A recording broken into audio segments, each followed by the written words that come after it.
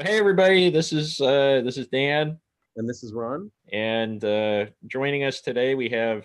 Kari Banta, or just my first name, Kari. There we go. All right, Hi, and Kari with no last name. Yes. this is a nominee questionable movies. Today we're talking about a movie and a TV show. The thread tying them together is Patrick McGoohan. Kari is an informal Patrick McGoohan expert. She has seen, I believe, every Patrick McGoohan. I mean, pretty much everything except his mail.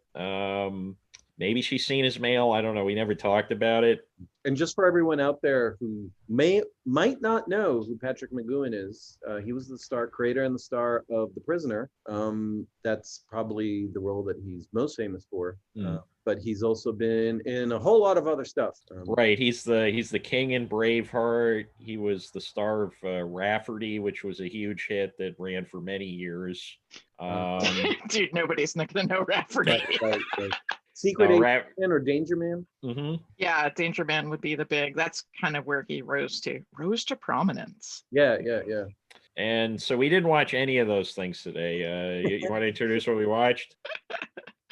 So we all watched Hell Drivers, which is from 1957. 1957, yes. It's probably more famous for being Sean Connery's first film. So you've got Mcgoon as an angry Irish drunk gravel truck driver.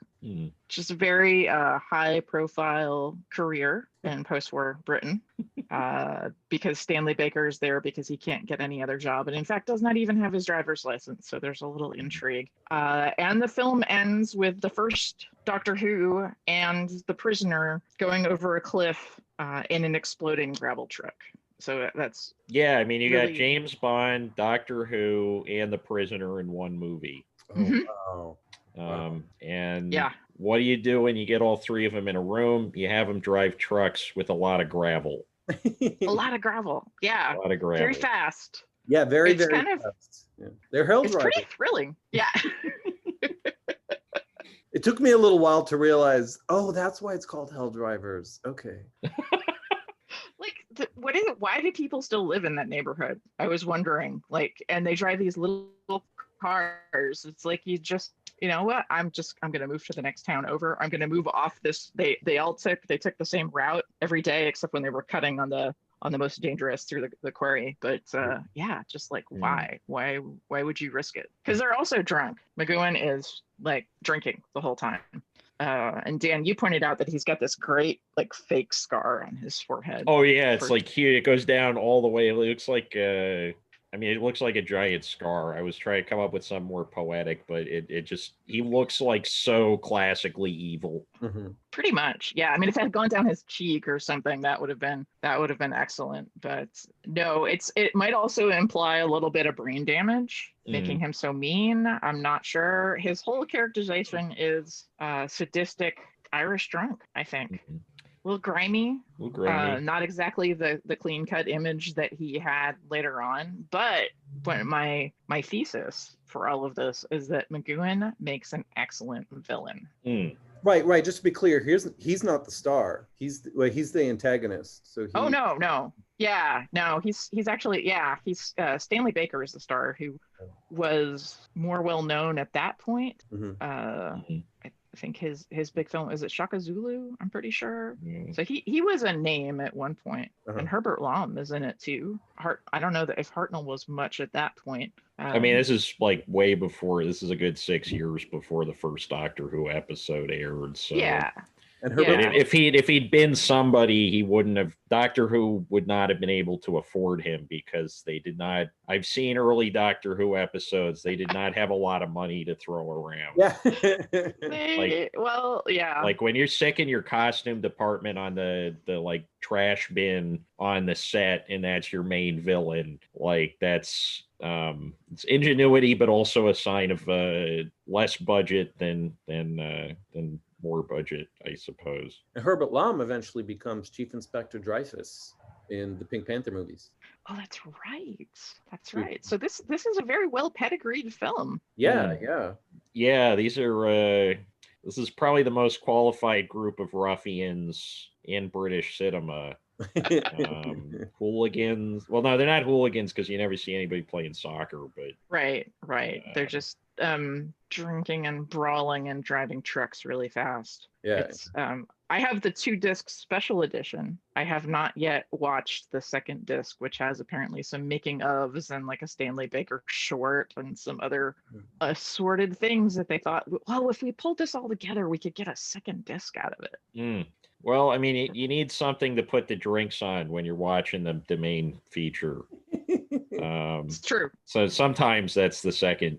I mean, like in the early 2000s, like every movie that came out, like when it was the first issue, even they'd always advertise it as a 2-disc special edition. They'd make all these like bullshit, like the Sam Raimi Spider-Man. Every DVD copy of that is 2 discs. And the second disc is literally just like, here's the Entertainment Tonight episode we aired as promo for this. Here's a thing about I mean, just like bullshit extra feature. Like early DVDs, the extra feature thing, they were really into it, but they had, except for the Criterion Company, they really did not know what to do with them.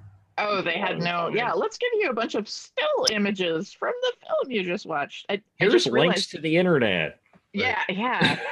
David McCallum is also in this film as Stanley Baker's little brother. What is he known? Ilya from the Man from Uncle. Yeah. Oh, wow. Yeah, that's his little brother, the little with the limp and still tied to his mom's apron strings in the store, and it's implied that there was some kind of car crash where the little brother got injured, and that's why Stanley Baker's mother doesn't love him anymore. Oh, yeah. Stanley Baker is like probably the least interesting thing about this movie, I felt. he's like maybe if you put some jam or butter on it, it would have had some flavor, but and he had a much stronger villain. Much stronger villain, yeah. Patrick McGoohan was stronger and more interesting. And it was often. No, go ahead.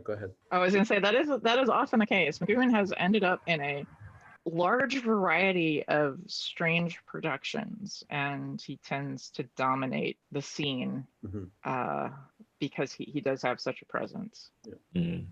Yeah, and it's kind of interesting to see him cut loose in this film, because I can't think of another film like after Danger Man. He plays villains again, and we'll get to one of those when we talk about the Columbo episode that we watched for this episode. But I don't think they're never working class. Nobody he's playing is ever quite like somebody you would expect to be driving a truck without ulterior motives.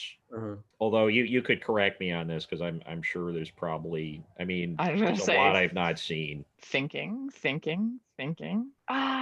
In Jamaica Inn, he plays the caretaker, but I don't think that really counts. Yeah, no, he's pretty there. I mean, there's a PBS type thing where he plays Shaw. No, he's pretty. I mean, with that kind of accent, you don't play working class. Yeah. Especially when he came back to the States. I mean, you just don't. And what kind of I later on when we get to talking about Columbo's identity crisis, I don't even know what kind of accent the man develops when he comes to the States after The Prisoner. I don't even know. Right, he's born in the U.S. Then, but when he's young, he moves to Ireland, and then like 6 months old. Yeah, his folks go to like Queens. He's born in Queens. 6 months later, they decide, I don't know, life is too difficult in Queens. Let's go back to Ireland, to the second most impoverished county. And, like try to make our way there. I think one of his earliest jobs was working on a chicken farm.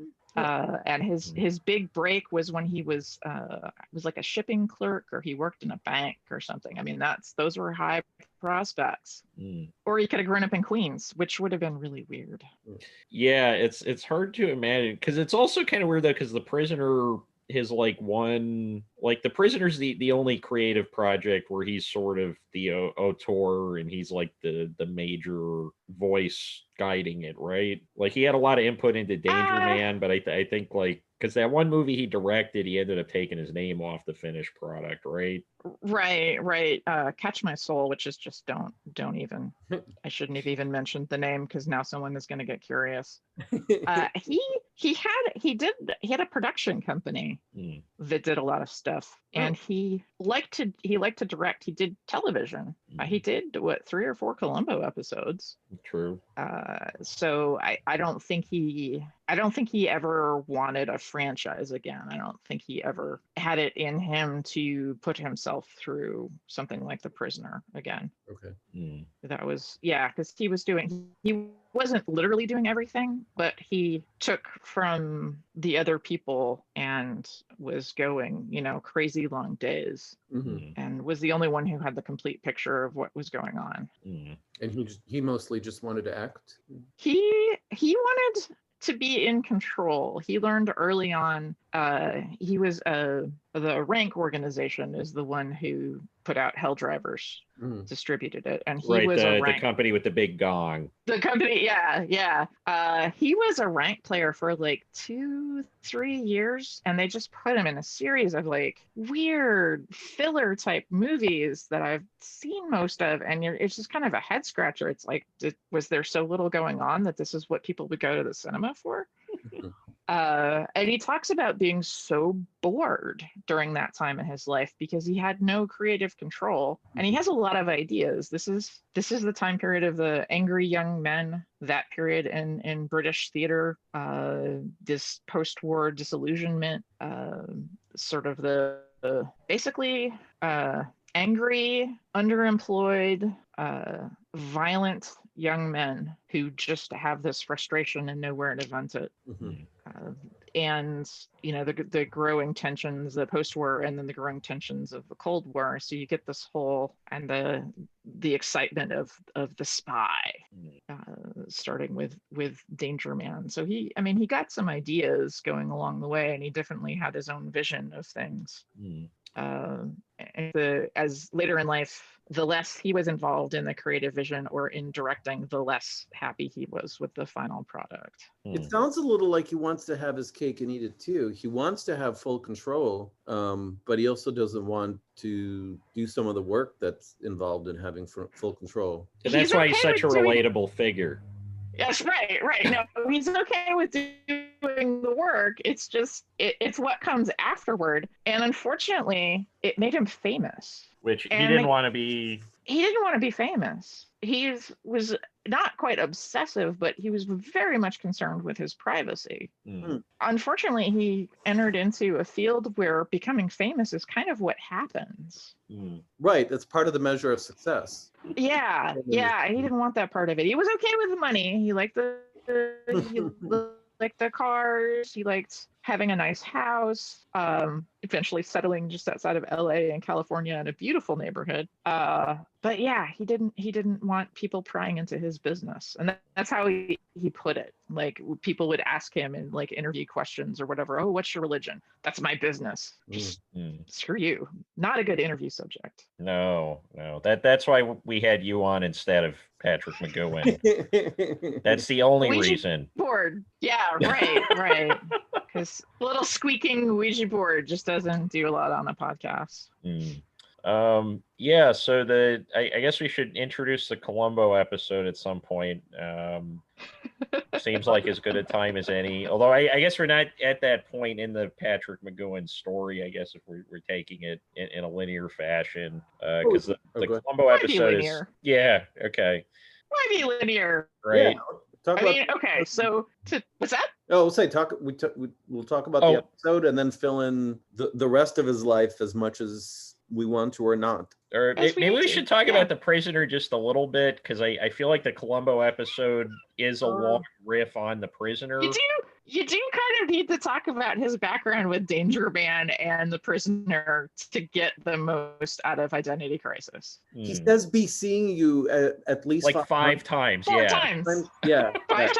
Okay, I counted 4. A lot, yeah. 4, you were probably counting closer. Maybe it was 4, yeah. Although the first time he says, "I'll be seeing you," not "be seeing you." But for anyone who hasn't seen The Prisoner, that's common. It's something that he... That's a sign-off every episode, right? It's a what? Isn't that like his sign off practically every episode?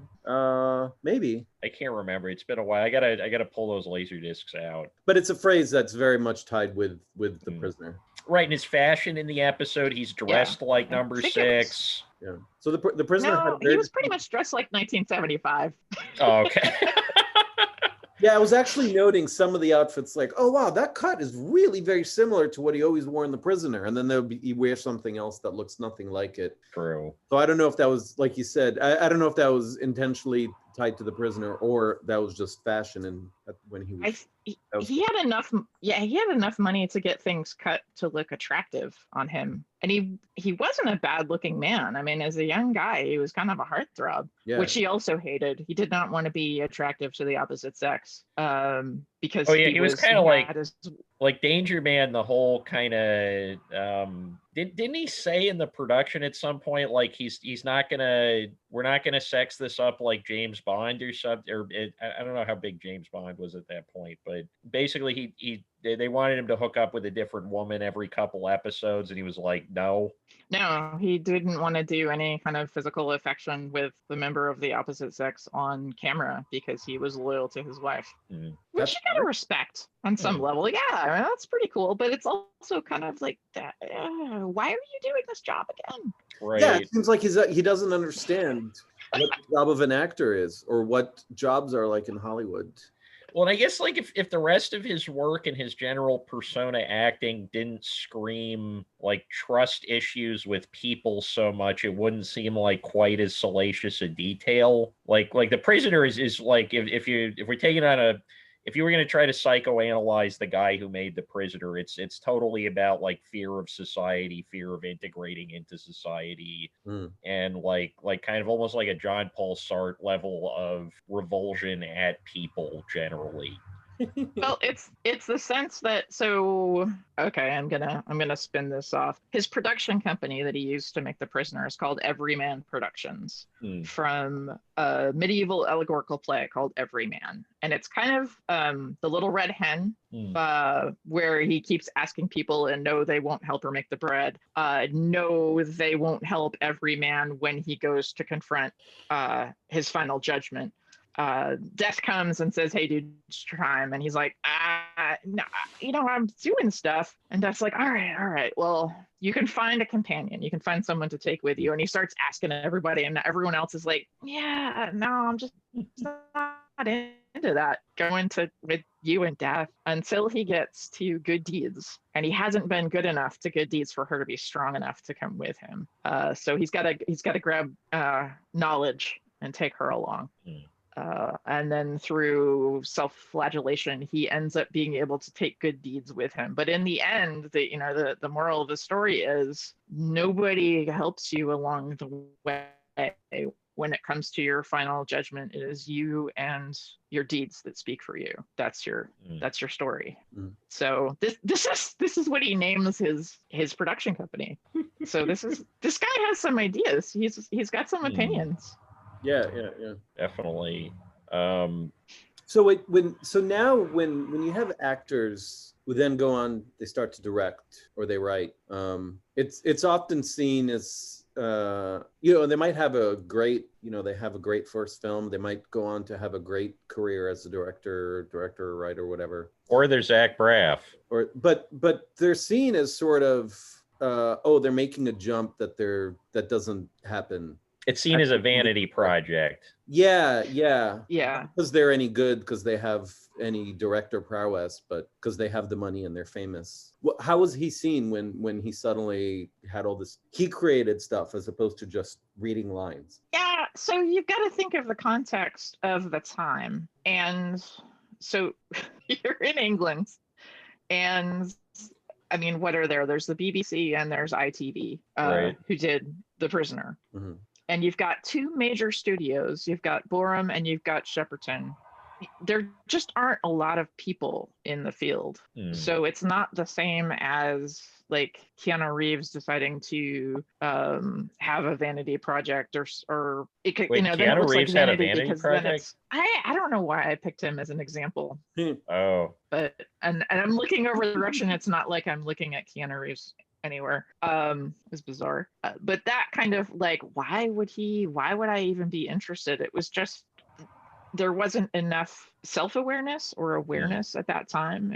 He was just working it. So it almost sounds more like, everyone was kind of like the Canadian film industry. You'll see everybody eventually ends up doing every role in the production process. Like Don McKellar, he did Twitch City, and then like Bruce McDonald. He's like all these people. They're all working with each other because it seems like there's only like probably every person that lives in Canada was on Degrassi at some point, right? And then they all ended up in other things. And it's the same. Yeah. I mean, especially of that time period, you've got the start of a film industry that's, I mean, okay, there's, still an empire at that point, but after the 40s, you're starting to lose it. Domestic production, America is still outpacing. Yeah, you've got kind of a small market and a small talent pool. I mean, if you watched early Doctor Who, you suddenly know everyone who's ever been on British television. They've all been in it. Was McGoon ever on Doctor Who? He never was. He never was. Oh, it's a shame. Unfortunately. But, you've got that degree of connection in Helldrivers. He's 1 degree from Doctor Who. That's right. First Doctor. He was a fan of Doctor Who before Doctor Who was around. Or at least he worked with the guy. He accepted paychecks from the same place. Right. Like they every were both, story. They were both swindling the company together. So. Right, because every story you told me about McGoon, it sounds like he didn't have a lot of close personal acquaintances, shall we say. He did have some very dear friends, but he just didn't want to talk about it.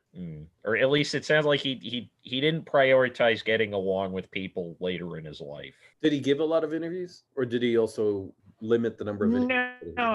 No, he really didn't give a lot of interviews. There was one famous one, a Canadian interview, and I'm trying to think what year it's from. And I think I know. Basically, it's a big one. I think Troyer is the last name of the interviewer. He hates the fan club around the prisoner.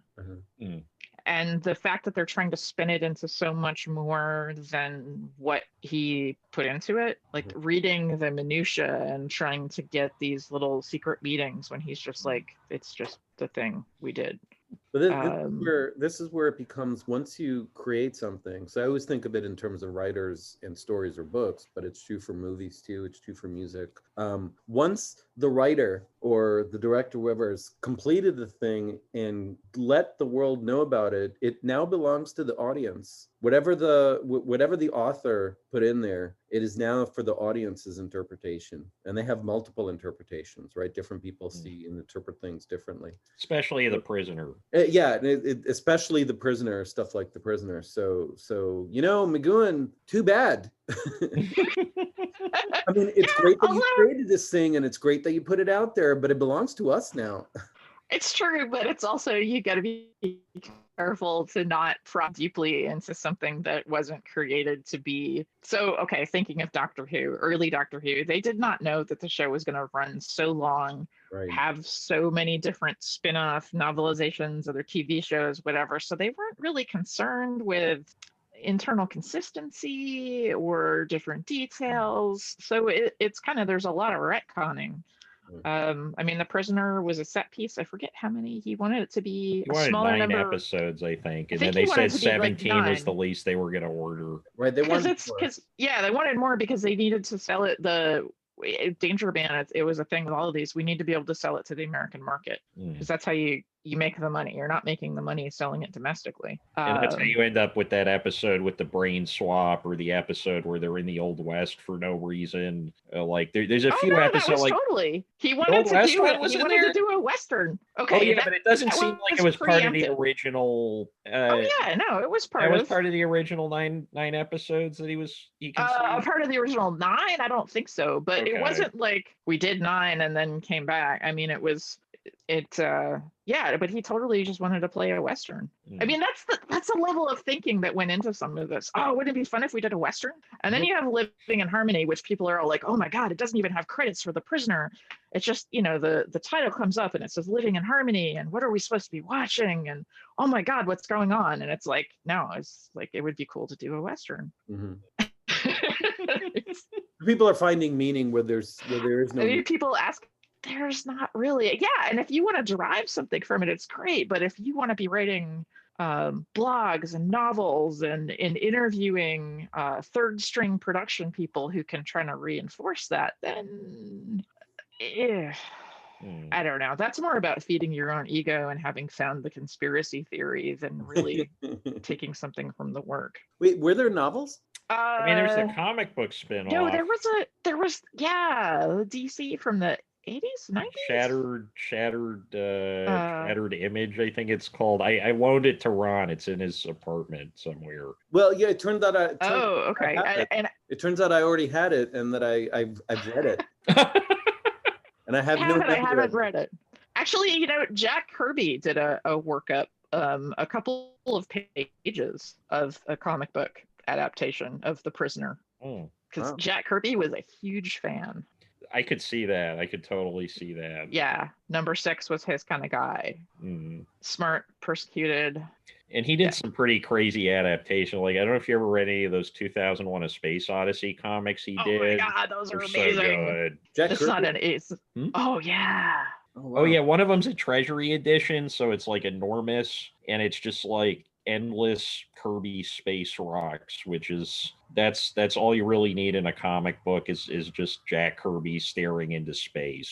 So where did this take place? So within the scope of the movie, is this like somewhere in the? Oh no, it's the alien planet. The part where they show the fetus. Yeah, all the way.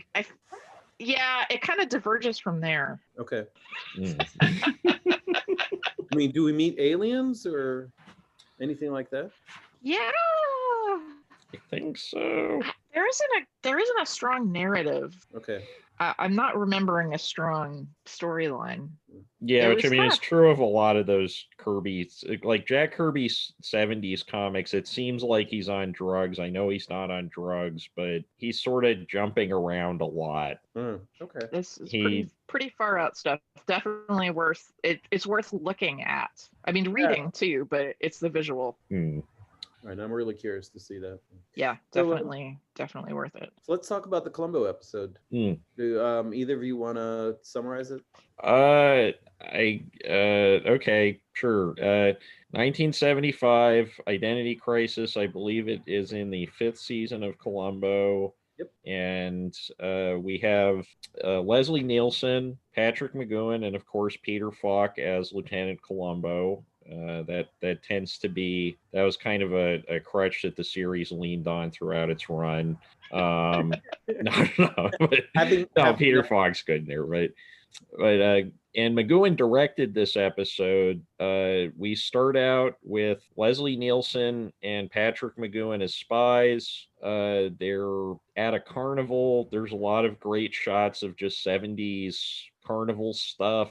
I love like carnival shots because I know they usually don't build a whole carnival, so you're getting a little bit of documentary value in with your entertainment value. We get to see the two of them shoot down all the ducks at a shooting booth. Both of them win what we later find out are $20 stuffed pandas.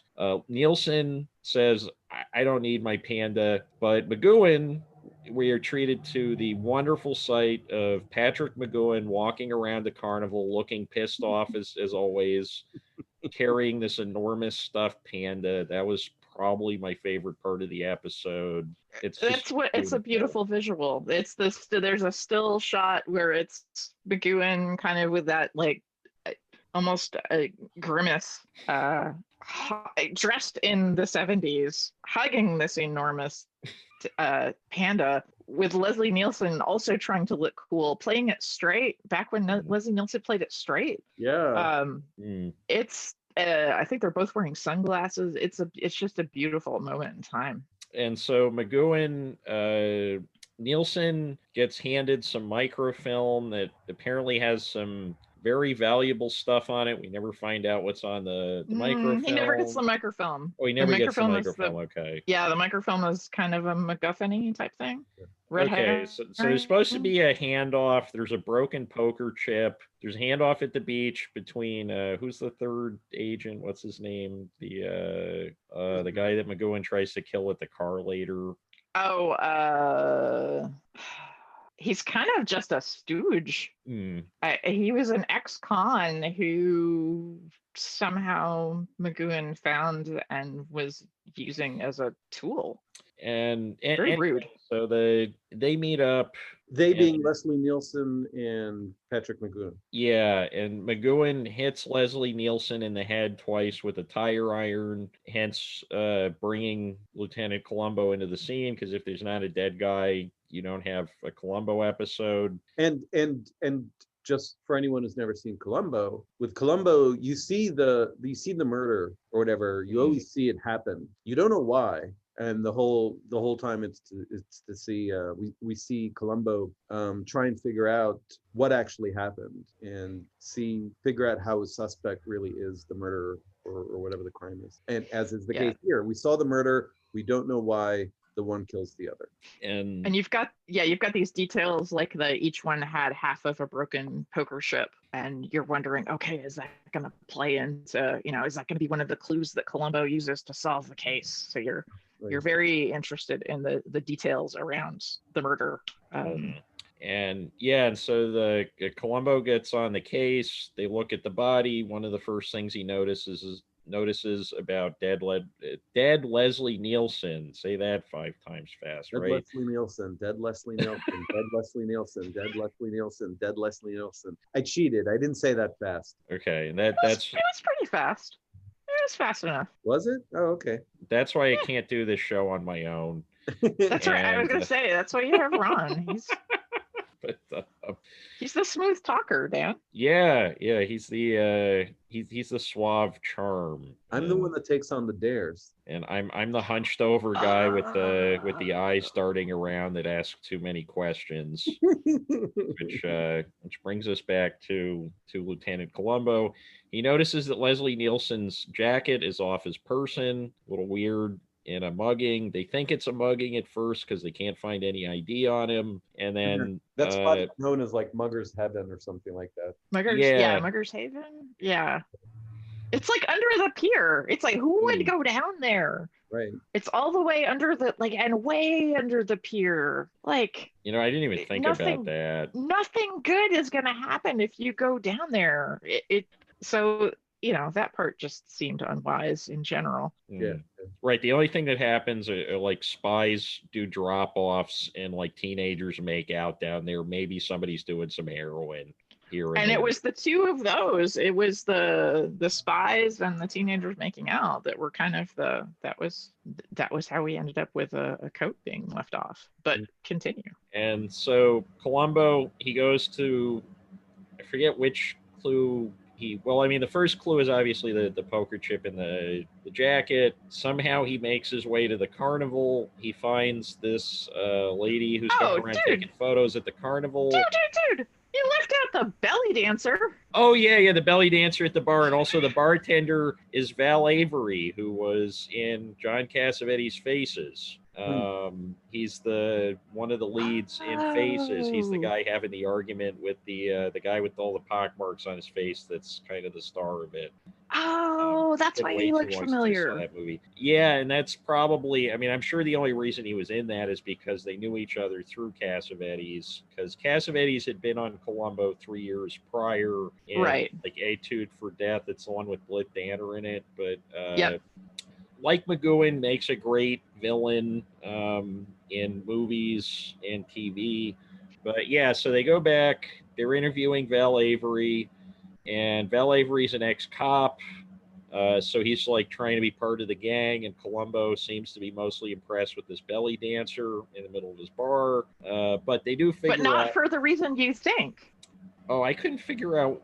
Does the belly dancer play into the mystery somehow? It plays into, it's a little into Columbo's mind. He can't take her eyes off her, and you're thinking, oh, come on, Mrs. Columbo's at home. They're always talking about Mrs. Columbo. This is a little weird. And then he says something along the lines of, did you notice her eyes? And all the other guys are like, her eyes? Mm-hmm. And as he's walking out, he has one of his moments, and he says, she's shy. So everyone else is in this joint watching a belly dancer. And Columbo notices just, by the way that she is, oh, she's actually a shy person. And that actually It's like- ties into Cassavetes' biography too, because the two of them with Ben Gazzara would go to strip clubs and have these like long kind of existential conversations that eventually led to killing of a Chinese bookie, which most of it takes place in a strip club. Oh yeah, that totally makes sense. Yeah, Richard Feynman did that too, apparently. He would go in and work on things in a strip club. Yeah, I mean, Tony Soprano too, apparently. Well, yeah, he had a business interest. But, maybe you should finish this, because clearly I'm a little discombobulated. I've had a busy day. So, okay. So they end up finding out that Leslie Nielsen's character was named Henderson.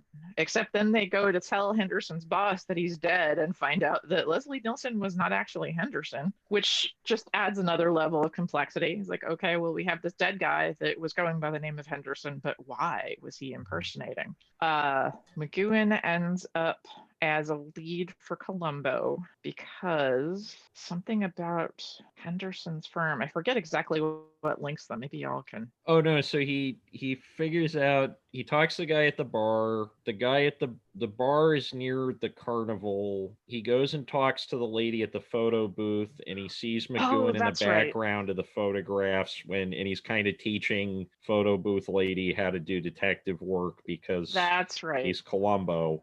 And he gets the pin of his own face and puts it on his trench coat. Right. Oh, yeah, that's right. Which is a very 70s thing. That was very exciting that you could do that kind of thing at one point. So people would do that. Yeah, I remember once, it was so exciting that they took my picture of me and my sister, and then I got a calendar. It was this sort of felt calendar with our faces in it.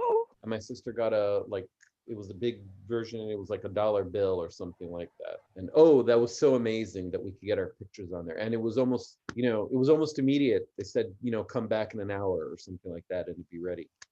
Practically instantaneous. And these were just these were just candid shots on the boardwalk too. It wasn't like a posed. I mean, there were some posed things, but she was just like, and it wasn't even like what do they call the thing? It's not Magic Mountain, the Disney ride or whatever, where they shoot. Dark, not Magic Mountain, Pirates of the Caribbean, the log flume. The log. Yeah, it's like the Woodland Jamboree log flume or whatever. They take a picture of you as it goes over the big drop, and that's like a common thing on roller coasters, I think, to this day, is you're supposed to be like, whoa, I'm free falling, and that's like the classic picture. This is because the picture that they use is that they're like looking at, it's this fat lady with a milkshake walking down. And like the idea that this lady would have been like, oh yeah, I want that picture of me.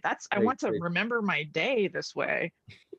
Yeah, very useful for investigating a murder. Right. The reason that they have that picture is because she didn't want it, so it just it's true. Hang around for a week. Yeah, right. Because McGoon did have the foresight to buy his pictures when the lady comes up to him, and the negatives, which has got to be spy. Yeah. Caught in somebody else's picture, and we see, and in that picture we see both of them. We see Leslie and Patrick McGoon. That's how we know that they're connected. Or that was the proof. That was the proof that they're right. Yeah, that's right. So, and McGoon explains it away as saying, "Oh, we were trying to hire him away for my firm." Right. As Mcgoon is basically, he's sort of a political speech writer, PR guy, a consulting firm who writes speeches for Italian businessmen that are like incredibly racist. Oh yeah. I was that whole thing about like I was born in the way that he pronounces vineyard is is like, so I was born in the vineyard. One of my feet was covered in Cabernet, the other in like not Malbec. They don't make a lot of Malbec in Italy, but it's like Chablis. yeah, Chablis. It Yeah, was, like one foot's covered Yep. in or stains. Both of my feet are stained from stomping on grapes all day because bada bing, bada boom. Yeah. It was a very odd.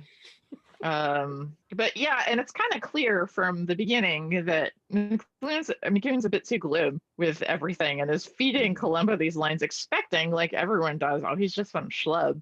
And then he starts to realize, no, wait a minute, this guy's got something going on. But being the wise game playing spy man, McGoon starts to tease Columbo some and try to mess with him a little bit, and that's eventually how he ends up screwing himself. Right. But now I've lost the thread. All right, so he gets to McGoon, and I can summarize it. Yeah, I mean, a lot of the rest of the episode is just McGoon and Falk in conversation. I feel like there's not a lot of action after that point. Yeah, no, I mean, well, you don't watch Columbo for the action necessarily. That's true. But yeah. Well, except for we do get to see McGoon in one of the most ridiculous old man suits I've ever seen. Well, he goes in disguise. Is that what you're Yeah, he's Steinmetz. Oh, right. Steinmetz. Yes. And he tries to get his like flunky out of the way, and then I'm skipping ahead to the end a little bit here, but somehow Columbo puts together the police sketch that they get from his flunky who didn't die in the car crash. The police sketch of Steinmetz. A police sketch of Steinmetz, which looks suspiciously like Patrick McGoohan, but with like, if Patrick McGoohan and like Gandalf did it.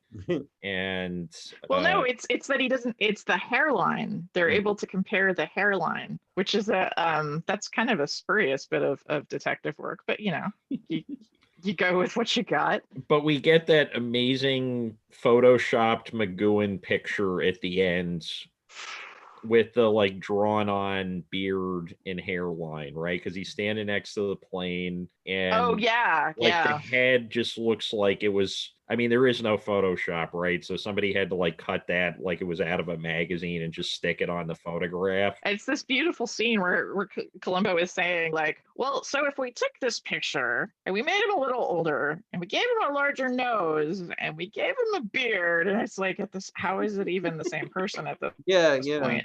And this is what it would look like. It was pretty well drawn. It was better than a bad Photoshop. The bad Photoshop was the like composite thing that they had up on the wall. The composite photo with the airplane is what I'm talking about. Like it looks like the head. I mean, it looks like it's like internet meme level. Mm-hmm. It's you're just learning the lasso tool, and it's not a pretty thing. But the later one where they have Steinmetz's face on McGoon's body, that worked out okay. But the director of intelligence, Secret Agent X9, I forget that actor's name, but the one who was really in charge of everything and who seemed to fly around in helicopters and have lots of kind of ugly men who were his attendants. Are you talking about Benjamin? Or? No, in Identity Crisis. Oh, okay. There's that weird scene where they go. So Columbo goes to this amusement park and gets a hot dog and a coffee and sits down next to this family and just starts talking to them. And it's because he knows he's being tailed, so he wants to kind of not end up being hauled off or something. He's still trying to figure out what's going on, but he turns his back to the mom, so he's just talking to the little girl in a way that would not be acceptable these days. Oh yeah, that was kind of a weird scene. I didn't. Yeah. Which at the time, do you think it wouldn't have been taken as weird at the time? No, not at all. I am as old as Identity Crisis, so I have some insight. Right. Yeah, I think you guys are pretty close to the same age. Yeah, I'm probably. Oh yeah, I'm older than Identity Crisis. Oh, so you would remember? Well, you weren't a little girl. Okay, yeah, I'm assuming. I mean, I remember going. By your question. I remember going up to adults, to strangers when I was 4 or 5, and chatting them up. So. Yeah, there was a point in time where strange old men could talk to little children, including little girls, and the automatic assumption wasn't Chester the molester. Right. Mm. It was that's adorable. Yeah, because sometimes it was. Unfortunately, not always. But yeah, it was just, I don't know, daffy old man talking about his dog. Yeah, right. I forget what Dog. did they talk about. Is that what they talked about? I can't remember. He was talking about how his dog went swimming. Okay. I realize that's the least important conversation of the entire show.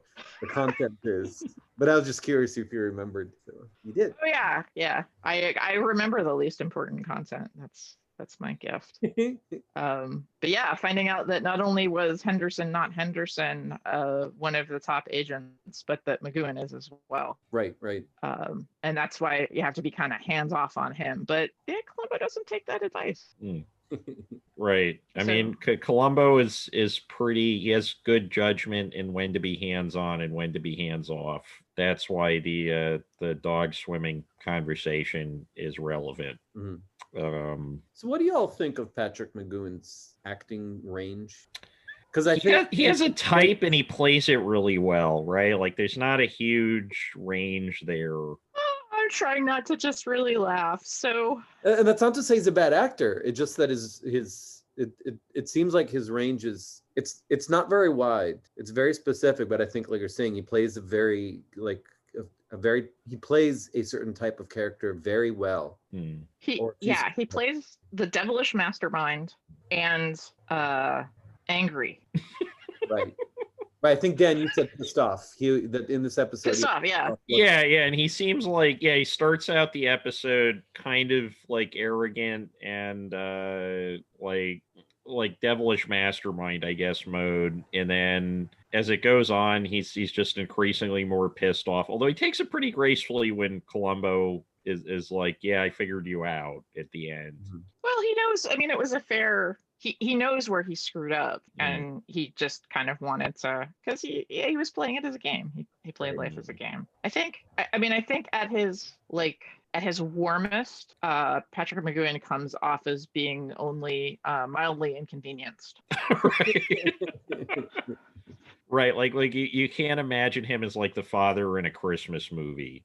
Not really. In fact, there is a film. There's another film that y'all should probably watch, where he plays a father. It's called The 3 Lives of Thomasina, and it's about a cat. He's a veterinarian who incorrectly pronounces the daughter's cat as deceased, and then this local witch kind of revives the cat. I don't know. It's a little weird. He does not play a very warm and loving father figure. Right. I can imagine him telling somebody that their cat was dead. That's like easy to imagine. Yeah, I forget it. The cat has like some kind of disease, and he's basically saying like, we have to put her down. Okay, I could see him saying that. Yeah. To his daughter, who, I don't know, they lost the mother traumatically. I mean, there's like some history here. Yeah, I think he's supposed to be Scottish in that one, but yeah, apparently as a father, from everything I've heard, he was absolutely loving, caring, devoted to his children. He's got two daughters, I believe.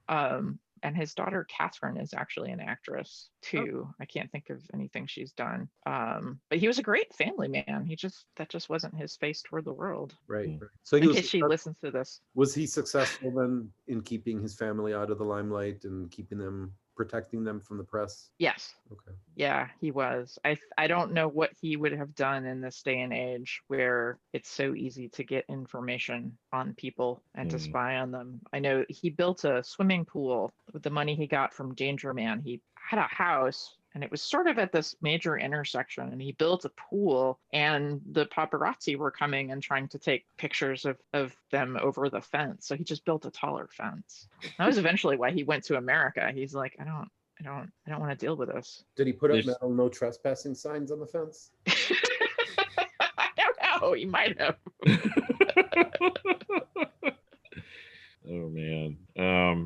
That's kind of funny that you would go to the United States to escape the paparazzi, because I feel like you have a lot more legal recourse with paparazzi type things or at least like libel lawsuits in the UK versus the US. Also, he just wasn't as famous over here. That's true. And huh? Oh, so was he actually offered the role of James Bond, or there was talk of that at one point? Yes, he was. He was offered the role. In fact, Ian Fleming was one of the early consultants on Danger Man. He was gone before they even began production. Okay. But yeah, he was offered the role and turned it down because that wasn't his thing. His Danger Man, I think there were only a couple episodes that he ever had a gun. That he actually, really now I'm thinking about it, he usually he's got a lot of karate. He's got he would have made a good Batman, I think, honestly. He's angry. He actually would have been a great Batman. He doesn't like oh my god. Guns. Yeah, I think he probably would have made because he has that look, He does have a look. How would he have said, "I'm Batman"? I'm Batman. I'm Batman. Oh god, I can't do the best Mcgoon I can do is Rafferty, which I hesitate to recommend to people because the quality of the video there's one surviving copy of it, and somebody described it as looking like it had been recorded with a knife and fork. And it's just such a bizarre show. It cannot figure out what it wants to be. But so be seeing you is the catchphrase from The Prisoner. What is the catchphrase from Rafferty? So it's just what? He says it so many different ways, and it's always what? What? And so you want to introduce Rafferty a little bit? Okay. So Rafferty is right. Ron is Batman. I'm still trying to imagine. You heard it here first. Let's hope that Ron bring something. Let's hope that Ron's parents don't hear about him being Batman, because that does not bode well for their Oh yeah, that's awkward. So Rafferty it's from the late 70s. I think it was like a CBS production, and it's basically you'd think that the creators of the show House with Hugh Laurie had watched it, because you've got this, in this case, he's a former army doctor who is now working at a hospital and just comes at things from his own perspective, has his own insights, very unusual methods, and an actual negative bedside manner, like a total vacuum of bedside manner. And is also abusive to his coworkers, but always heals his patients. And there's always sort of a happy, uplifting ending of sorts. Not fake, but there's a way to get the chronic alcoholics bills paid, or restore the mother to her children after she's had an amnesia episode. And interestingly, I think it's the first depiction of Tourette's syndrome on television. Really? Yeah. The last episode is actually it's handled. It's really interesting. So the show kind of had a lot going for it, but it's a mess. The opening sequence, the opening credits, it's him walking down a hill. He's got his jacket slung over his shoulder, and he's walking down this hill, and then it cuts in little shots from the show, and he's walking down a hill, and it cuts in some more shots from the show, and he just keeps walking down this hill, and you're wondering, where the hell is he going? And they never answer that. He's the anti-Kate Bush. Yeah. Yes. Very much so. Does she go up the hill? Yeah, she runs up it, okay. and he kind of stumbles down, or he walks down in a very measured manner. Yeah, like he's thinking about something. He drives an old car because he's not into the glamour. He drinks milk. That's a character trait. Eats almonds. Yeah. Drinking milk. I want to say that's a recurring thing. He comes home from a long day and he pours himself a glass of milk. Why didn't this run for more than one season? It wasn't even a full season. It was a half season. Yeah, yeah. And I don't remember if it was like a mid-season replacement or whatever. McGoon became very unhappy with the direction they were taking the character. He didn't have the creative control over it, and he didn't have to work. So he bailed on it. Oh, he quit the show? That wasn't what ended it, but I think it kind of, I'd have to go back and review my Rafferty history. Okay. But things just kind of fell apart. I think I saw on YouTube 6 minutes of an episode. Oh yeah, the one where the plane falls out of the sky. Yes. Yeah. Yeah, that's not even one of the good episodes. Yeah, why is that episode available? Not even the whole episode, the 6 minutes of it. But... I don't know. And it's from the same, so there is one person who has an online presence on, it was like iOffer or something, one of those websites where you could buy all kinds of stuff. They seem to have the only existing copy.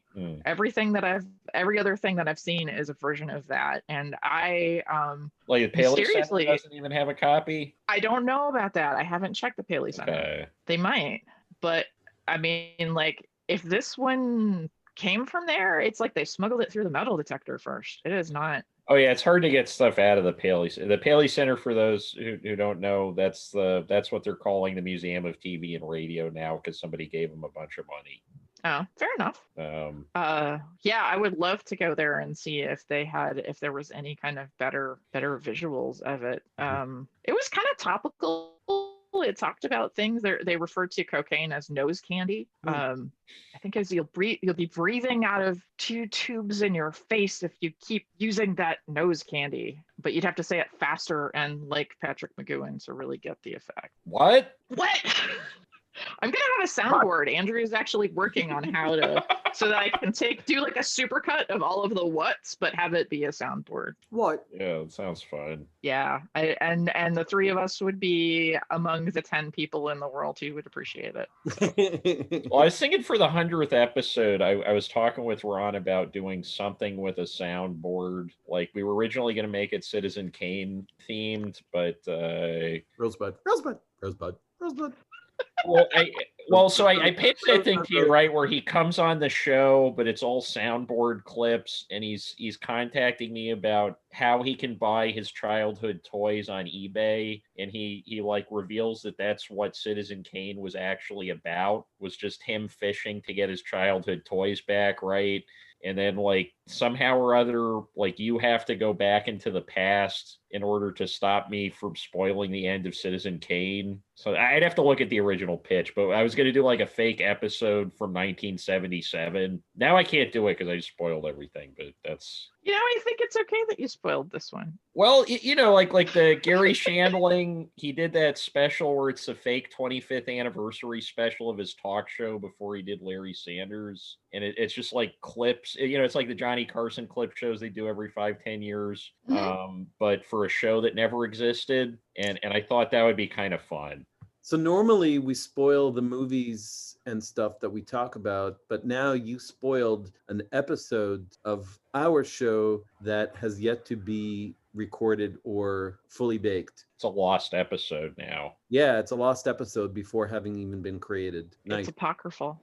Yeah. Yeah, we were originally going to call this show The Lost Episodes and just like record all of them and never release them. And we did actually lose part of the first episode. We lost about 10 minutes of it.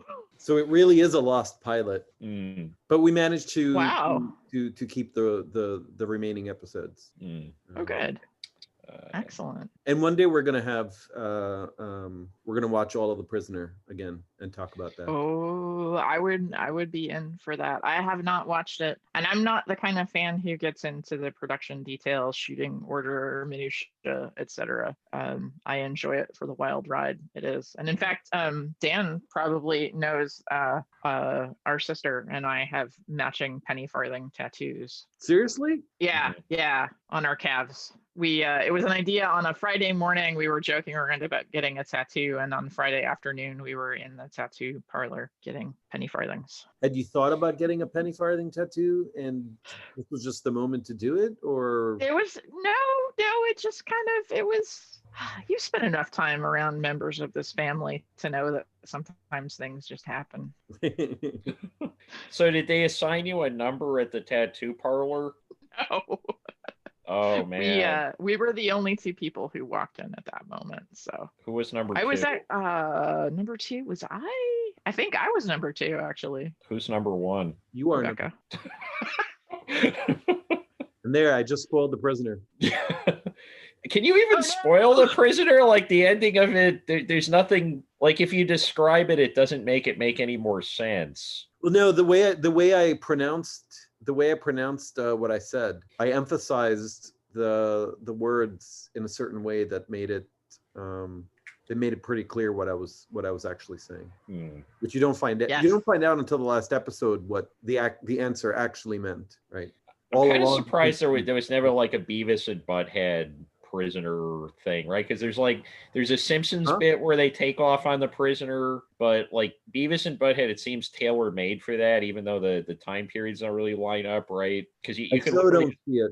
Well, you get Mike Judge in a recording studio, and he's just laughing at himself. He's just, number two. Who's number two? Oh, okay. But I don't see it. I don't see it playing out. Yeah. I guess that's why they don't let me write Beavis and Butthead. Right. I don't know how much overlap, if there's enough overlap between people who were seriously into Beavis and Butthead and people who were seriously into The Prisoner. There might be some. Well, I guess, I was one of them. That's true. It's true. Dan was too. So one of the things about The Prisoner is you can kind of trace the waves of interest to when it was aired. So there was the first round in the late 60s when it came out, and then they in the UK they showed it again in the late 70s. But in between, so that kind of generation in between, you couldn't really watch it. It hit the US and it popped up on different things. In fact, I just got an ad somewhere that said you can watch it for free on one of those free TV services. Well, it's one of the only things on Crackle. When Crackle started, they had like 5 Seinfeld episodes, and they had The Prisoner. Because I remember I signed up for like the free trial thing, and well, that's a special circle of hell. Yeah, I mean, it's not a big selection, but it's not a bad selection. Oh yeah, look at that! It's included in Amazon Prime membership. Huh. Okay. There's a company called Network out of England who does all kinds of classic British TV and film, and they're the ones who put together the stuff for A&E. It gets distributed by A&E here. They're the ones who put together the Hell Drivers Special Edition. Okay. Ooh. The Laserdisc. Laserdisc of the first 2 episodes. I have all that's beautiful. So Dan was just holding up the Laserdisc in the box. What's the right word for it? In the sleeve. In the sleeve. It's like a record sleeve, basically. The reason it's shiny is because I have it in a protective sleeve, but it's not usually shiny. Oh, okay, all right. And here's the Laserdisc. It is very shiny. Yeah, Laserdiscs, like LP-sized CDs, but not with video. Yeah, what is that? Video. 2 episodes? It is 1 episode per side. Wow. And the other ones I have are 1 episode with a blank side, because you can only fit about an hour per Laserdisc. There were 2 runs of it on Laserdisc. I bought all of it except for the first 2 episodes at In Your Ear Records in Boston for basically, I was buying a bunch of remotes because I was flipping a lot of remotes online at the time, and they had just a pile of like loose remotes that they didn't need. And so I picked up I probably made like $300 on that deal, but I got 20 remotes, and then I noticed they had every episode except the first 2 of The Prisoner, and I was like, how much for this? They gave it to me for like 15 off because I think it'd probably been sitting there since the 90s, because I'm the only person who's still buying Laserdiscs apparently. And and like the Japanese, I think. Me and the Japanese, yep. And yeah, there are some Japanese Laserdiscs that are fairly, like, in terms of the collector's market, the only 2 collectible laser discs that I can think of are, if you have all of Twin Peaks on Laserdisc, that's worth like a few $1,000s. And if you have all of Evangelion on Laserdisc, that's worth a few $100. And if you have all of The Prisoner on Laserdisc? Probably, I mean, I paid $6, I think, for that first one, and the other ones I paid, I think, all told, I got the remotes for free, so it's hard to say, because the remotes were worth way more than the laser discs, but the guy just wanted them out of his store. So I'm gonna say $20 if I'm lucky on Craigslist. Well, yeah, you know what the problem is of getting a whole bunch of laser discs. You need a Laserdisc player. Well, the players are expensive. Like that Laserdisc player I got in the corner is probably worth about $300. Yeah, the problem with getting all those laser discs is that now you're stuck with a bunch of laser discs. Right.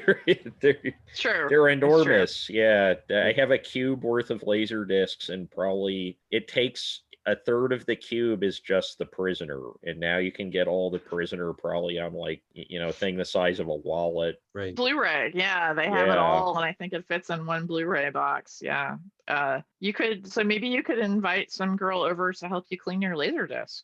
Yeah, maybe. I mean, the keyboard thing I think is maybe a little bit more appealing. Although I feel like when I have people over and I'm like, hey, have you ever seen because a lot of people have never seen a laser disc now, you know, we're at the point where they're almost out of living memory, or not out of living memory, but they're like, if somebody's like, I'm the absolute last cusp of when anybody below the age of 31 probably never encountered a laser disc in the wild, unless like their parents were really into it and still had them lying around, which I've never encountered that before. Because in the US, like peak saturation, 3% of US households had a laserdisc player. It was never a widespread thing. No, not at all. So usually maybe when people you knew come someone over, who had one, right? And or I mean, a lot of people probably saw them because that's how a lot of karaoke machines used to work.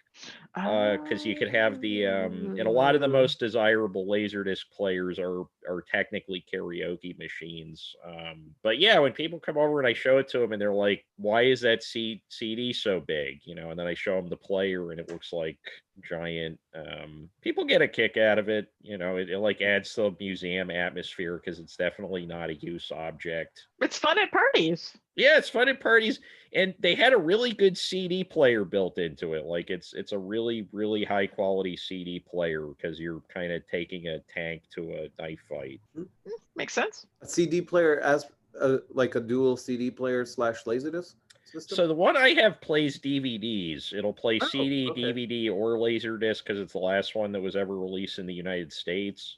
And it has like an extra mini tray that comes out of the larger Laserdisc tray for the DVDs. Oh, okay. It's a really weird thing, and but no, the CD player, like if I have a CD that's too scratched and it's like skipping on any of my other CD, because I probably got 10 things in this house that'll play CDs at this point.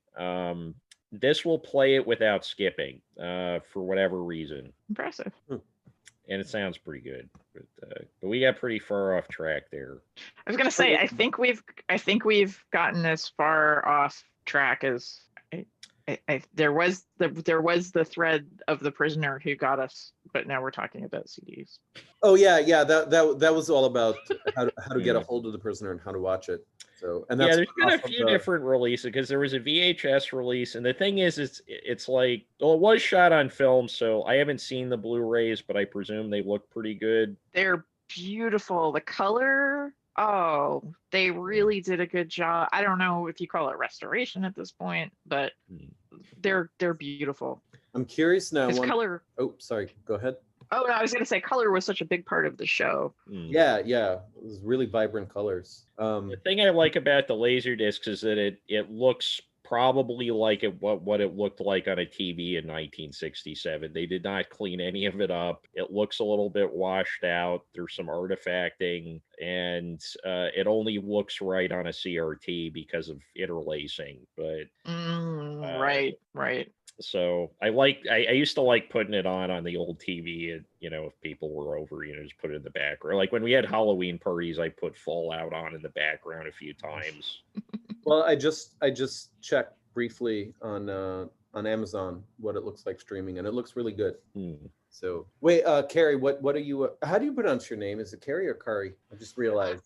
I mean, it depends what point in life you met her at, right? Like this was she moved across the country. Point in life and what geography? Oh, okay. No, it was at the end of college. I had a professor look at my name and say Kari, and I realized if I said Kari, that sometimes people knew how to spell it, which was the first ever. So I realized that it's actually Kari, even though everyone in New York says Kari. So the rest of the Texas contingent and the rest of the world knows me as Kari. Well, Kari, it sounds like there's a dash in the middle and you escaped Krypton. Kari, yeah. Hey. Who's to say that didn't happen? Oh no, I see Kari, Danny. Right, that doesn't Dan. Oh wait, Dan, you're part of the L family. Dan L. Oh right. And then you're row N. I'm row N. Who are the N's? The N's were leaders of the contingent that said that Krypton was doing fine and it was not going to. They were They were in denial. They were in deep denial. Yeah. Yeah. There we go.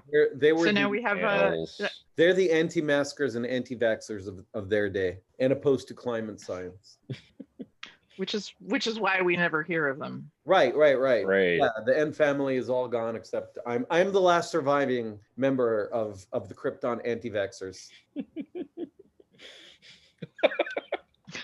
You heard it here first, folks. I even though I'm living under a yellow sun and I'm getting his powers, I don't believe that. I don't believe that I actually have the same powers as Superman. Well, you stay inside a lot out of humility and out of fear of what you might do with those powers, right?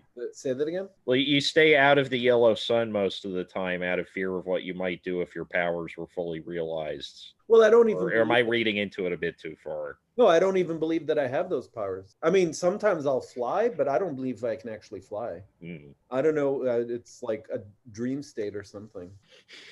Oh, when I burned all there's this seared line all around my apartment that looks like somebody burnt into it, like with a very fine laser. In fact, there's a number of these, and I don't know how it happened. I just don't know how it happened. Yeah. Anyways. And that's. Do you ever black out and not remember how you cooked your lean cuisine? And why it was cooked so unevenly? It was cooked. It was cooked in this weird grid pattern. The Salisbury steak is still cold. Yeah. There's spots of it that are burnt to a crisp, and then the rest of it is still frozen. I'm curious because in Superman, there's a lot of times when he cooks food right before Lois gets there with his eyes. But does Lois ever point out because that's not how cooking works, right? He doesn't. He's not suddenly Mario Vitali because he has laser vision. Okay, of all of the things in Superman, you're gonna pick on the cooking.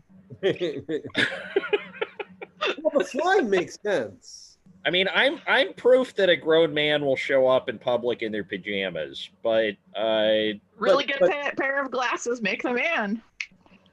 Everyone takes off their glasses. Yeah. Right. Okay, everyone. Three. 1, 2, 3. Glasses off. Who are you people? Whoa. So wait, I actually can't recognize any of you now. It's because you can't see. Now we're the people you recognize. There we go. All right. I also I've never seen any of you and Superman in the same place at the same time. I'm just saying. And you've never seen me and Princess Leia at the same time. That's true. It's true. And there was that party where that did get awkward because there was that Halloween party where Princess Leia was there and we were kind of when's Ron gonna show up? Yeah. And then she left and then Ron showed up. Right. And it was a little fishy. Right. I was wearing white tights. It's true. But that was just me. That was just me in white tights. My glass eye is drifting off inquisitively. That took me a moment. And just for anyone who doesn't get it, that was a Peter Falk Columbo reference. Because Peter Falk has a glass eye. Does he really have a glass eye? Yep, it's a glass eye. Okay. Or had. He does really. He really does. He had he's dead now. As a kid. Had cancer as a kid. Yeah. Okay. Past tense. Unfortunately, because Peter Falk is amazing. One of the best. Yeah, he's great. You know, I thought I watched more Columbo when I was younger, and maybe I hadn't because I don't remember being such a jerk. I remember him always kind of underplaying. He comes off like, I think he said schlub was the right word, you know, and Yeah. He's very kind of schlubby. He's unkempt. He wears this the trench coat that it doesn't quite fit him. And he asks questions that make it sound like he's not quite sure what's going on. And then he'll turn around and ask that once, you know, that's like, wait, you know, I don't understand, or can you explain? I forget what the exact words he uses. And now I can't remember what the point of all that was. He's only a jerk to the rich people who are making assumptions about him. Oh, right, but he has this really jerky smirk. But yeah, you're right. People that he jerks at you. But it was a very jerky smirk, and he had it a lot, especially when he knew that he had started to catch. He was starting to catch the person when he was starting to catch Patrick. Oh yeah. That's fair. There's who is he being a jerk to? Yeah, he is a very working class character, and the villains on the show are exclusively rich, influential, powerful people. Oh, okay. That's Then true, if you look at it that way, he's very much a working class hero. Then I welcome the smirk jerk, or the jerk smirk. Yes. It's earned and deserved. Do we ever meet Mrs. Columbo? Yeah, he always goes I in haven't and seen anywhere. I think there was a spin-off called Mrs. Columbo. There was a spin-off. Yeah, she had her own show. Yeah, but you never meet her in the show. In fact, there's some debate on what Columbo's first name even is. Really? Oh yeah, I guess we know him as I think they settled on Frank because he never introduces himself. I think you can see his ID card at one point and it says Frank. Maybe someone did a screen capture. I don't know. I'm gonna look that up too. But he's got a dog named Dog, and he drives that car.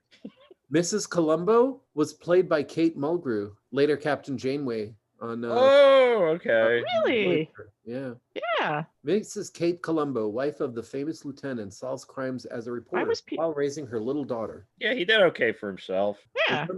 Now I'm going to check on IMDb if it actually has a first name for him or if it just says Columbo. Let's see. What do you think? Story. Man, there's so much stuff in here. I just want to see one thing. I just want to see who's in the show. See full cast and crew. Okay, we're almost there. Isn't this exciting? This makes for great radio. Well, it's the anticipation. He was always, I mean, he never, yeah. Maybe his first name's actually I don't think Lieutenant. he was ever promoted beyond lieutenant. Maybe like his parent. Maybe like he's Major not Major? actually connected to the police force, and his IMDb parents doesn't just have- named him Lieutenant. IMDb doesn't have a first name for him. He's just listed as Columbo. It's just Columbo. Yeah, it's a wonderful show. I can recommend the life choice of watching an episode of Columbo every Sunday night. There's a lot of. It was on for like 20 years on and off, right? On and off. Yeah, there was the first run in 70s and 80s, and then it picked up again in the 90s. And Mcgoon is in one of the 90s ones, which I heartily recommend for those of you who like Columbo and Mcgoon mixed together. There is a laugh. It's probably one of Mcgoon's finer unhinged moments on video. It's just one of those like I'm not even sure what just happened moments. Columbo just randomly showed up a couple of weeks ago as a recommendation by Amazon. Really? Yeah, it's available. At least the original run is available right now. So that's how I watched it. Oh wow! Oh cool. Yeah. That's really cool. So that was convenient. But yeah, I got kind of lucky, and a copy of it fell off the back of a truck near my house. Oh, that's convenient. That's yeah. Convenient. Yeah. It was Yeah, my street's too small for trucks, apparently. Oh yeah. So I have to rely on streaming. You'd think they'd close the back of those things by now, but I'm not complaining. Well, it's like those guys who drive around and they've got the speakers in the truck that were loaded on and there was no invoice attached to them and they can sell them to you real cheap. Maybe it was that kind of deal. They also had some episodes of Columbo on there. Yeah, there was a bunch of gravel. And then there was just this episode of Columbo on the at the bottom of the pile of gravel. Wow. And they were driving so fast they didn't even notice when it fell out. They didn't. Oh, okay. Some gravel and a DV, or some gravel and some sort of digital format fell off the truck. Little SD card or something. I don't know. Yeah. Do you guys do like covers for the podcast? Stuff that shows up when you we pulls do up on Spotify? Do a random I mean, well, when I say we, Ron's usually in charge of this, but it's usually just a public domain picture, I think, right? Some of them in public domain. And like Frank let us use that picture of him. Frank Mosley. Oh, right. I think he's the only person that actually put his picture up as a thumbnail for the episode. Like I've put a few other people, like Nicholas Ray. When we did the Nicholas Ray episode, I just put up a picture of Nicholas Ray. And when we did Van Life, I put a picture of one of the promo pieces, one of the promo images they provide for the press and stuff. But it was a picture of a van. But never ever a guest, except for when Frank Mosley was on. Wow. He holds a special place in our heart. He was our singular heart. Yeah. Our singular heart. We have 2 hosts, 1 heart. Yeah. Aw. Now that should have been the name of the show. 2 men, 1 heart. 1 heart. 2 men, 1 heart. That sounds like a Rafferty episode. 1 man, no heart. Not a bad person, just heartless. I mean, we all have our personality flaws. Right. So when we do watch The Prisoner, when we do that, so we've got it available online streaming. We've got it on. Oh yeah. I have it on DVD. I don't know. What do you have it on, Kari or Kari? I have it on Blu-ray. I have some other like documentary thing that came out too. That's probably crap. But yeah, I have it. I can watch it at any time. It wouldn't take much prompting. So which of those? So that's 4 formats so far. Which of those do you think will have the best quality? Probably the Blu-ray, right? Oh gosh, either the Blu-ray or the Amazon streaming. I think or Laserdisc. Nothing. But not the DVDs. DVD, fuck DVDs. I wouldn't say the DVDs, no. Okay. Yeah, I love DVDs, but quality-wise, I think they did a lot of work on the version that came out from the Blu-ray, which I imagine is what they're showing through Amazon. I don't know how that works. Well, I think the DVDs, I remember it looking kind of oversaturated. Okay. And like you could see the film grain a bit too much. I'm not sure what leads to that. And with the laser discs, you don't, there's not enough image data to see any of that. So yeah, I think the Blu-ray or the Amazon, whichever. I would say the best way to watch it is the way that you're most likely to sit down and actually watch it. Okay, and in my case, it'll be streaming. I'm more likely to use streaming than I am to go and hook up the DVD/Blu-ray player, which is very small. It's very easy to use. It doesn't have any bells and whistles, but it means actually, not only hooking up the DVD player, but then actually taking the DVDs out of the binder and putting them and using the remote to try and get them to do anything. Go past yeah. Oh, see, I got the Laserdisc player. It's hooked up in DTF 24/7. I think I can do it in 4 remote presses. I could go from like taking it out of the sleeve. I mean, I still have to take it out of the sleeve and put it in there, but after that, although I don't know if I guess the time codes would probably match up on the Blu-ray and the Laserdisc, but who knows? I don't think there's. Are we gonna cuts? Time coding? We're gonna be that precise. Oh wait, right. Because a lot of times when we watch, if it's just a movie we're watching and we don't have a guest coming on, Ron and I will watch the movie and have a Zoom call going while we're watching the movie. Oh, okay. So, well, Amazon has the thing where you can sync it up for more than one person. Oh, right. Oh, is that what a watch party is? I've never used it. I just yeah. Do you? It'll do that for you. Do you all have to have an Amazon Prime account, or is it just one person that everyone's going to? I think everyone has to have an account, but I'm sure Dan could borrow somebody's login. Yeah, probably. Yeah. If you're a huge fan of the show, we don't have a Patreon, but I will take your internet passwords. All right. Well, I was just curious what each of our experiences would be like on our medium of choice, or our visual transportation vehicle, Well, projectors are very forgiving. because they're washed out anyways. Now that I moved my furniture, I don't have a place for a projector again. I think I made it worse. Well, I mean, I don't think your apartment is like I think it's one of those consolation prizes of living in the middle of nowhere. Is that you have room for a projector? Probably. Yeah, your space is more set up for it. I don't have.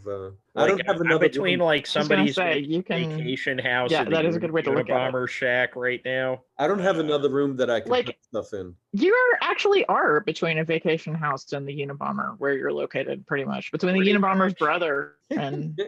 Oh yeah, I got friends that hang out with him because he's out in Schenectady, and all the like Yeah. old man GE people all hang out. Are you serious? Yeah, the Yeah. guy we're having on for the My Mother the Car episode. He's like friends with because he's just like, in Schenectady. He moved to Schenectady to get away from that celebrity thing, the way that Patrick McGoohan moved to Los Angeles, and over there he's just like another old dude with engineering experience. Mhm. So you're 3 degrees removed from the Unabomber. I'm 4 degrees, but I'm already kind of closing in on 3 degrees because I've talked to the guy. Right. By next week, after next week, I'll be 3 degrees as well. The entire Wow. reason we do this podcast is to increase our Kevin Bacon factor. Yeah, we're 2 The degrees. cat's out of the bag. We're 2 degrees from. I have a Kevin Bacon number. Ooh, really? You do. Yes. So Andrew's friends, Mark and Kathy. Kathy was in a play with Kevin Bacon. Oh wow! So you're only 3 degrees from Kevin Bacon. And now that we've done this together, y'all are 4 degrees degrees. from Kevin Bacon. How many degrees from Kevin Bacon is Yoko Ono? Let's see. I'm checking right now at the Oracle of Bacon. You're checking. Oh, nice. That's oracleofbacon.org. Okay, Yoko Ono has a Bacon number of 2. Yoko Ono was in Isle of Dogs with Bill Murray, who was in She's a Baby with Kevin Bacon. Oh, okay. Gotcha. I need to huff, gentlemen. Oh, I think she's. I think it's dinner time, probably. Oh, okay. Oh my God, yeah, it's been almost 2 In the hours. state of. Wow. Well, this was a lot of fun. Kari, it was really nice to meet you. Or Kari. Yeah, it was great to meet you. Whichever one strikes your fancy at the moment. You can vote on the Anomany webpage, which it is. Well, the Potteraptor, who had on only one so far, also the Carosiraptor, she, for several years, I knew her as Kara before I learned that her name is Kara.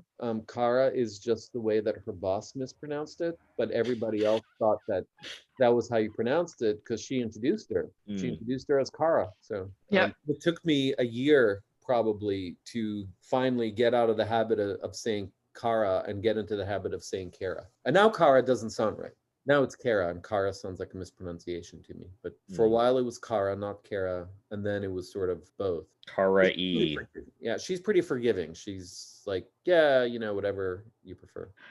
So yeah, when you say you just learn to roll with it. Yeah. So you learn to roll with it. But push comes to shove, which do you prefer? Kari. Okay. I've learned my last name is pronounced Bloom, but it's spelled Blum, so people see it as Blum. Oh, okay. So I've learned to roll with people calling me Ron Blum. Blum, yeah. And I'll sometimes say it because I'll usually say Bloom and then spell it out, but sometimes I'll just say Blum because they'll misspell it otherwise, even if I spell it out. You just don't want to fight it that day. Right. Yeah. I like that. Yeah, some days you just don't want to fight it. So. Yeah. Well, anyways, it's been really great meeting you. Some days you just can't get rid of a Blum. Nice. But you can get rid of a Bloom with no problem. That's easy. That's right. Yeah. So. Yeah, no, this has been fun. I would like to come back. Yeah. I don't know how much editing goes into these, but that would be great if Yeah, I mean, maybe we could do, because we started the side podcast we're going through Evangelion 2 episodes at a time. We could do the Prisoner shorter than actually, I think by runtime, Prisoner is actually longer because it's hour-long episodes. But either way, they're pretty short. Right, Evangelion is only like 20 minutes, 26 minutes, or 20 minutes of actual meat per episode, 26 episodes plus an hour-and-a-half movie. Oh, by the way, I started watching it. Oh, okay. Cool. So that I can follow along. All right. Yes. All right. Oh, take yeah, care. Yeah. I'm skedaddling. Yep. Cool. Talk to you guys soon. All right. Later. Take care. Thanks for coming on. Yeah, thanks for having me. Yeah. All right. Take care. So I guess we should do the sign off, the formal sign off, the full sign off. Ron says as I burp into the microphone. Yeah. Right. Very formal over here. Kari asked if there's any editing, and she doesn't know if there's any editing involved, and the answer is mostly no. Not even for spoiling Citizen Kane anymore. It's a sled. I won. You won. Anyway, so this has been Dan. And this has been Ron. And this is the Anomaly Questionable Movies podcast, or it was, and it will be again as soon as your player of choice auto plays the next episode. Right. So stay tuned. But first, it's going to play the Evangelion episode, and then it's going to move back onto the Anomaly Questionable Movies. Oh yeah, because there's a Anomaly sidecar now. Right. Oh yeah. Well, yeah. We should just say Anomaly sidecar. That's a new thing in which we're going to go through. Well, we're still figuring it out, but I mean, we could have a few sidecars. Just go through like things that are too long to cover in one episode, I guess. So we've got the Evangelion, as Dan mentioned, Neon Genesis Evangelion episodes, which already at least one has dropped so far. They'll probably we should be recording the second one sometime this week, and then however long it takes me to edit it. Great. And unlike the Anno Minis are meant to be really short, 10, 15, 20 minutes. Sidecars are full episodes, but a series, or like they're kind of like out of the main continuity. It's like an Elseworlds. So we've got the Anomaly sidecar, Neon Genesis Evangelion series, and we will have an Anomaly sidecar, the Prisoner series at some point. And who knows what else. But we've been talking about doing the Prisoner since. We've been talking about doing the Prisoner because I guess the reason we were talking about doing the Prisoner initially has been supplanted by the reason that the Prisoner is very worth looking at episode by episode. Right. But yeah, so on that note. Yeah, take care, everybody. See you at the movies. All right, take care. Or on TV, I guess, as the brand expands. Or doing a live performance of a 40-year-old book length spoken word piece. Okay. All right. Take care, everyone.